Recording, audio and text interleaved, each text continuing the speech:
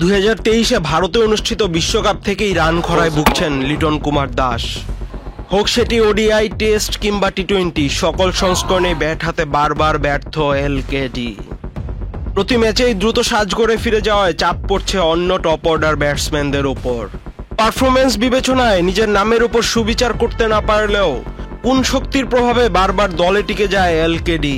Performance না করেও যে দলে টিকে থাকা যায় তার উজ্জ্বল দৃষ্টান্ত এলকেডি। ভক্তরাও লিটনের যাচ্ছে তাই পারফরমেন্সে বিরক্ত। অনেকেই বলছেন লেফট হ্যান্ড রাইট হ্যান্ড কম্বিনেশনের জন্যই হয়তো দলে টিকে আছেন লিটন। দলের ওপেনার যদি বারবার ব্যর্থ হয় তবে কি হবে left hand right hand combination দিয়ে? লিটন যদি এভাবে পারফর্ম করতে থাকেন তবে টি-20 বিশ্বকাপে দলের বোঝাই হয়ে থাকবেন এই ডানহাতি batter. Walton air conditioner exchange অফারে স্প্লিট এসিতে 23,000 টাকা পর্যন্ত নিশ্চিত ছাড়। জিম্বাবুয়ের বিপক্ষে নিজের হারানো ফর্ম খুঁজে পেতেও ব্যর্থ লিটন। 3 বল খেলে মাত্র 1 রান করে বোল্ড হয়ে সাজঘরে ফিরেন এলকেডি।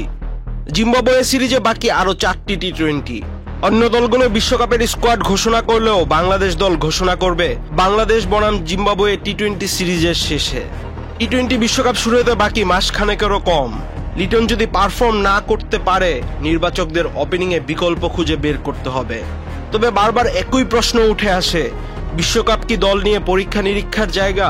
কেন বিশ্বকাপের আগে যথাযথ বিকল্প তৈরি করা হয় না? ক্রিকেট পাগল এদেশের ভক্তরা বারবার নির্বাচকদের হেয়ালিপনার শিকার হয়। ভক্তদের আকাশচুম্বী প্রত্যাশার পূরণ হয় না ছিটে ফোটাও। লিটন ভালো করলে তা এদেশের ক্রিকেটের জন্যই ভালো। ভক্তরাও চায় লিটন যেন আবারও পারফর্ম করে দলে পাকাপোক্ত হয়। বিশ্বকাপে দলকে জিতাতে অন্যতম ভূমিকা পালন করতে পারে এলকেডি। আহমেদ শাফি, চ্যানেল আই।